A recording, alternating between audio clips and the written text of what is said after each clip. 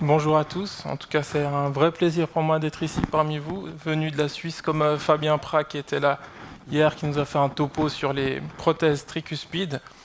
Et donc je vous remercie beaucoup de cette invitation et je suis très honoré d'être là. Donc je vais présenter l'histoire clinique d'une patiente que j'ai vue en tant que philo avec Fabien l'an dernier, une patiente de 81 ans qui est connue pour une fibrillation atriale permanente, qui est anticoagulée par ABK, patiente qui avait également une insuffisance rénale chronique. Et en 2014, cette patiente, on lui diagnostique une sténose aortique sévère et elle est opérée. On lui met une bioprothèse aortique avec un bon résultat. 6 mois plus tard, on lui diagnostique un bloc atrioventriculaire de haut degré. Elle bénéficie également de l'implantation d'un pacemaker bicaméral.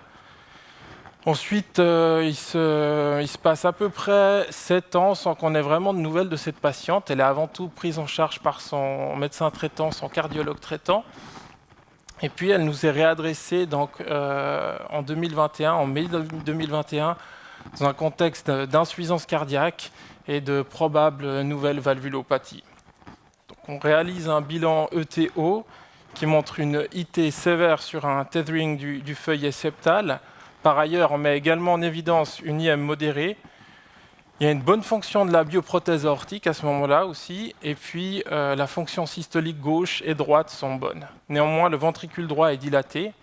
On complète le bilan par un scanner dédié qui montre une dilatation de l'anneau tricuspidien avec une planimétrie calculée à 0,77 cm².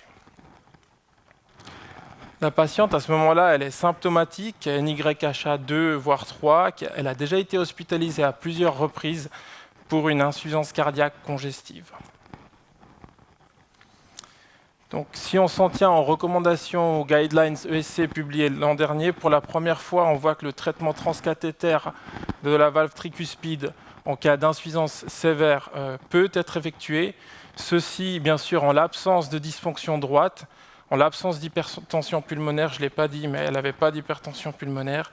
Et puis, bien sûr, si le patient n'est pas opérable. Et ceci doit être effectué dans un centre de valve dédié.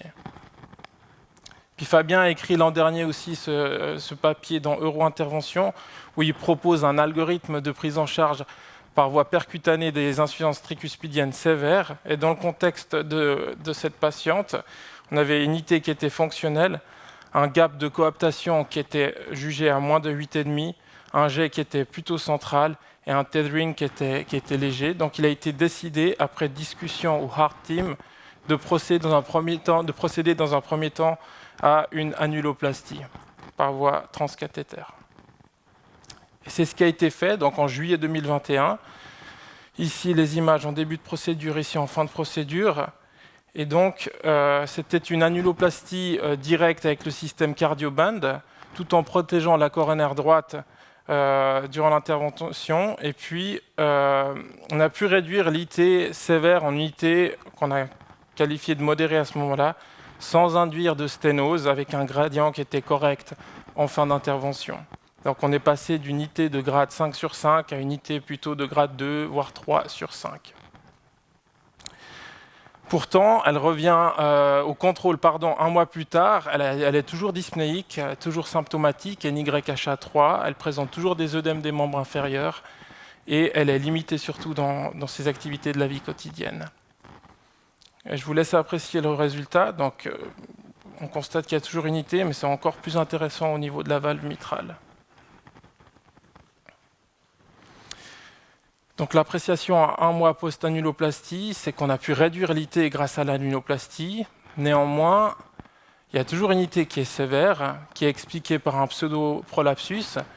Mais ça, ce n'est pas vraiment inattendu, compte tenu de la gravité de la maladie, avec la dilatation sévère de l'anneau, et puis un tethering du feuillet septal qui était déjà présent avant l'annuloplastie. C'est surtout l'augmentation de l'IM qui est devenue à ce moment-là sévère. Et puis, il y a peu de littérature à ce sujet, mais il y a deux théories qui sont postulées. La première, c'est plutôt hémodynamique. En augmentant le débit cardiaque, on va révéler l'IM qui était jugé modéré à ce moment-là. mais aussi par des changements de géométrie sur l'anneau mitral. À ce moment-là, le cas il est rediscuté au Heart Team, et puis il est décidé de faire un edge-to-edge repair sur la valve mitrale et tricuspide. Donc c'est ce qui est réalisé, une procédure combinée, une première étape avec un clip mitral, avec le Pascal Device, et on a pu réduire l'IM de grade 4/4 en IM de grade 2/4.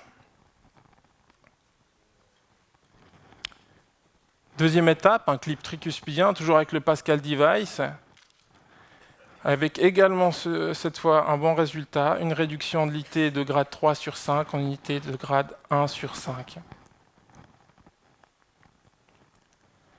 Donc elle a eu un premier contrôle à 1 mois classiquement, puis ensuite à 2 mois à nouveau. Et donc ça c'était en fin d'année dernière. L'évolution a été tout à fait bonne. La patiente n'était plus symptomatique, elle était plus limitée dans ses activités de la vie quotidienne. Elle n'avait plus de symptômes d'insuffisance cardiaque. Et puis on a fait une échographie de contrôle qui a montré une IT légère et une IM légère avec des gradients respectifs qui étaient corrects. Donc les take-home messages, c'est qu'il n'est pas rare, premièrement, qu'une IT fonctionnelle nécessite 2 interventions. J'ai expressément pas mis de chiffres, mais nous, sur le faible effectif qu'on a chez nous, c'est à peu près 30%. Je ne sais pas ce qu'en pensent aussi les collègues ici présents, si on peut échanger tout à l'heure. Une IT, une fois traitée, elle peut révéler, voire induire une IM sévère, si elle était déjà modérée. Et puis, les procédures combinées sont aussi une option intéressante en cas d'IT et d'IM fonctionnelle. Je vous remercie de votre attention.